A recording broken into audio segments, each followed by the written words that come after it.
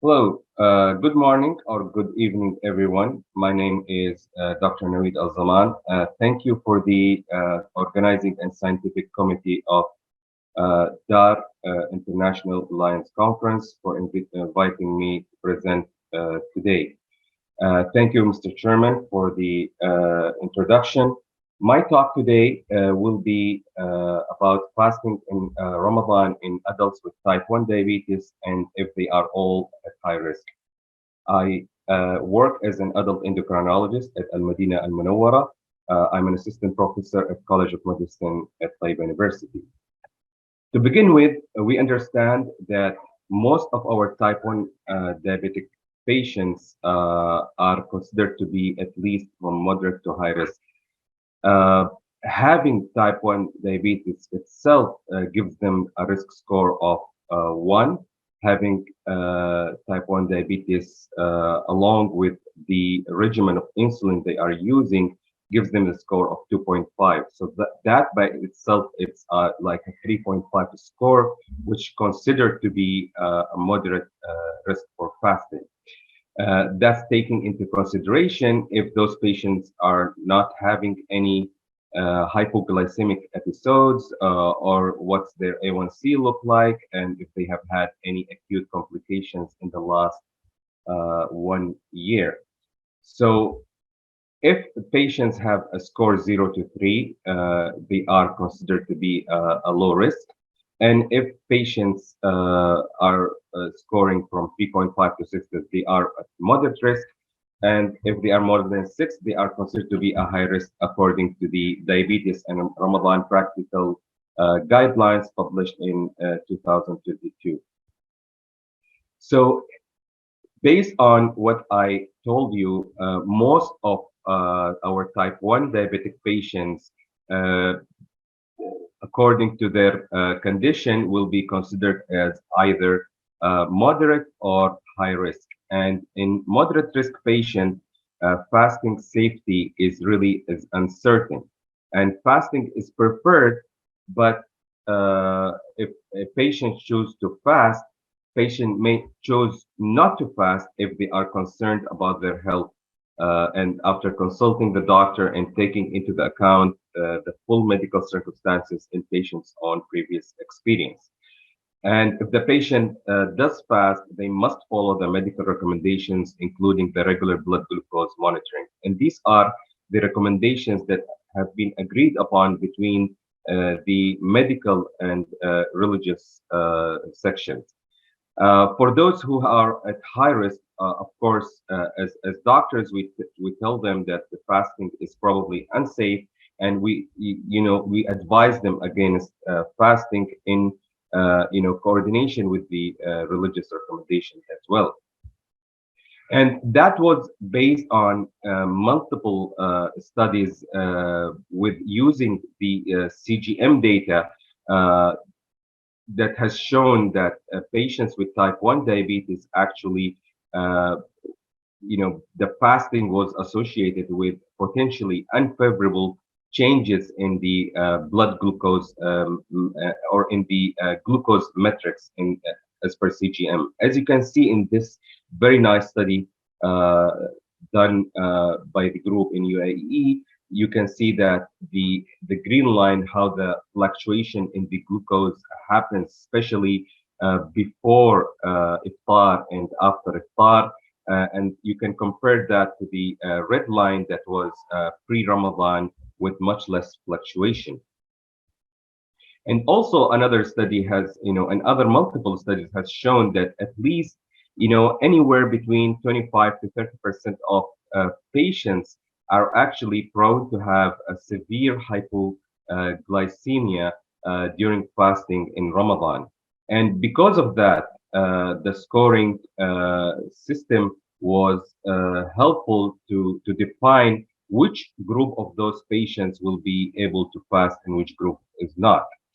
During COVID-19, we did a survey, and that was a dark global survey to determine the impact of COVID-19 pandemic on intention to fast and the outcomes of fasting. People with type 1 diabetes were surveyed in 13 countries during 10 weeks between June and August of 2020. And at least when we surveyed those patients and after Ramadan, we found that at least 27% fasted for full 30 days.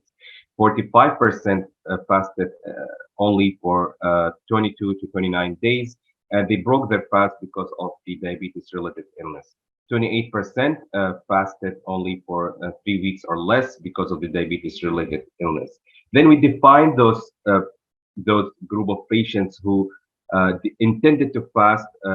That's more than 70% of type 1 who intended to fast with a definition of rate fasting countries. And high rate fasting countries included around 817 people with type 1 diabetes, out of which 89% intended to fast, and there had their mean A1C of 8.75 with average duration of diabetes 8.7. And as you can see on the right side of my screen, majority of those patients came from Saudi Arabia, but along from Saudi Arabia, Pakistan and Malaysia also contributed to those high fasting rate countries. And when they were asked about their decision to fast Ramadan during the COVID-19, 96% of them answered by yes. And very interestingly, and that was reassuring, that at least 63% of those who decided to fast, uh, they said that they have received specific education for Ramadan fasting. But still, 37% of those who decided to fast during COVID-19, despite being high risk, did not receive any education before Ramadan. And then we asked them how many days did they manage to fast if once they decided to fast, and if they have, broke their fast because of diabetes-related illness. If so, for how many days, and what happened in terms of the hypo and hyperglycemia. So at least 25% of them managed to fast for 30 days, and 30% or 50% of them managed to fast between 22 to 29 days. And majority of those patients, or at least two-thirds of them, said that they had to break their fast despite their decision to fast because of the diabetes-related illness. And most of them had to break their fast at least between 1 to 7 days.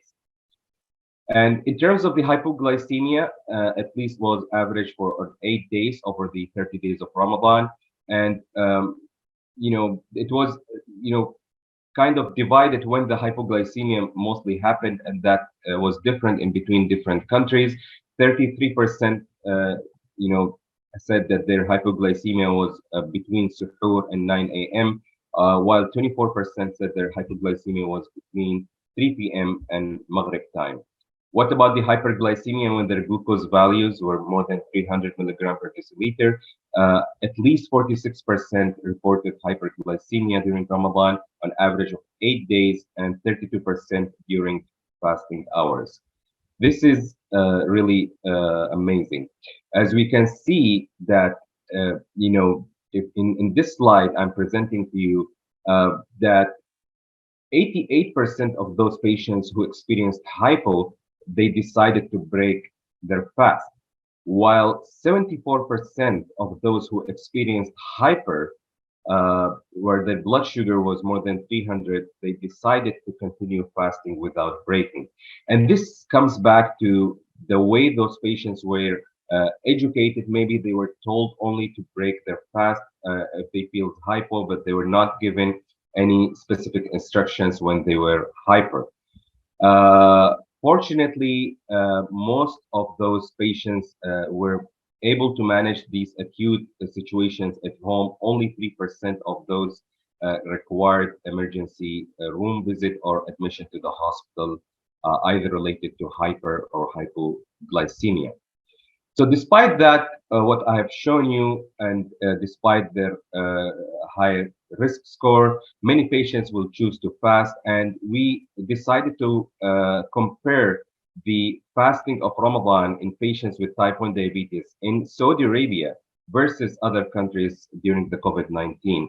And as you can see, there was a major difference in terms of the percentage of patients who decided to fast. At least 90% of those with type 1 in Saudi Arabia decided to fast versus 53% in other countries.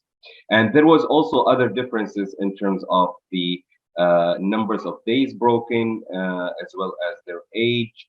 Very slight difference in terms of the A1C, as well as the comorbidities. But what's more important, let's look at the similarities, even though they decided to fast. Look at the similarities between Saudi Arabia versus the other countries. They all had a baseline A1C that is above target. Majority of them, of course, were on MDI. Majority were able to fast more than 15 days. Around 27% were able to fast the 30 days, and around 55% of them received Ramadan education. What was the difference is really the intention to fast was much higher in our region. The incidence of hypos and hypers were higher. The frequency of SMBG monitoring was higher in Saudi Arabia. The timing of hypo was different, and the actions taken by patients were different. So patients in Saudi Arabia versus the other countries were monitoring their blood glucose more frequently. They were having hypos more after suhoor compared to the other countries, probably related to the type of meal they are having at suhoor. And they actually managed to decrease their dose of insulin more frequently compared to the other countries. So as you can see in this slide on the left side, you can see that those patients who had hypos, they said that they reduced the dose of insulin, and they answered that more compared to the groups from other countries. And also, the methods of diabetes education was more significantly in the favor of those patients in Saudi Arabia who received education through online or through application regarding the managing diabetes in Ramadan. So, are there any possible explanation for this high rate of fasting despite the risk, which needs further studies to explore? Is it really the availability of resources and education in our region that push those patients to fast? Is it really the availability of CGM that we are really thrilled that all of our type 1 diabetic patients have access to CGMs? It's really the reason why we do have patients are more intended to fast. Is it the other way around? Is it really the lack of understanding of the physiological changes that can happen with the fasting? Is it really the social factors, the school, the community? Is it is it the factor of pressure by family and friends? Is it the fear of being stigmatized if they did not fast? Is it the lack of education? Is it lack of understanding of clear religious fatwa regarding their condition? So it can be any of those that really pushing those patients to fast. And when patients decide to fast, or the healthcare professional is pushing them to fast, and really how to overcome this is really to do a proper selection, do an education, use the available resources, address the behavioral challenges, and learn from the past experiences. So what we have learned that SMBG frequency should increase after suhoor, especially in our group of patients and before Maghrib in high fasting rate countries. Hyperglycemia should be addressed as an acute complication and should require immediate action, and those adjustments should not be ignored by patients during fasting. Education is a priority that needs to be started months before Ramadan, especially in patients living in high fasting rate countries, as we saw that more than one-third of those patients are still fasting without breaking their fast despite having hypo and hyperglycemic episodes. Proper risk assessment and selection in order to achieve safe fasting is critical. Individualization is the key for safe decision based on the current data. Thank you for your listening. Okay, thank you, Doctor. الله يديكم العافيه. اشكرك. كم دقيقه كده يا ريس؟ 15 دقيقة بالظبط. طب الحمد لله. الحمد لله. مفيش مشكلة، هنعمل لها ايديت، وزياد زميلي هيبعت لحضرتك ايميل في اللينك اللي حضرتك هتخش من عليه اثناء الايفنت نفسه عشان الكيو ار. طيب انا هيكون عندي لينكين، هيكون في لينك للمينا واللينك للايشيا. ايوه خلاص. هيوصل لحضرتك الايميل الاولاني بس اللي هو اللي يخص الايجيا الاول، هيبقى في المفروض جواه لينكين، لينك للريدي روم ولينك لللايف روم. الريدي روم ده اللي حضرتك تخش تراجع من عليه، واللايف روم اللي حضرتك هتخش تبقى الناس شايفاك. خلاص اوكي ان شاء الله. تمام يا دكتور. ميرسي الله جدا. يديكم العافيه، شكرا جزيلا. اشكرك. السلام.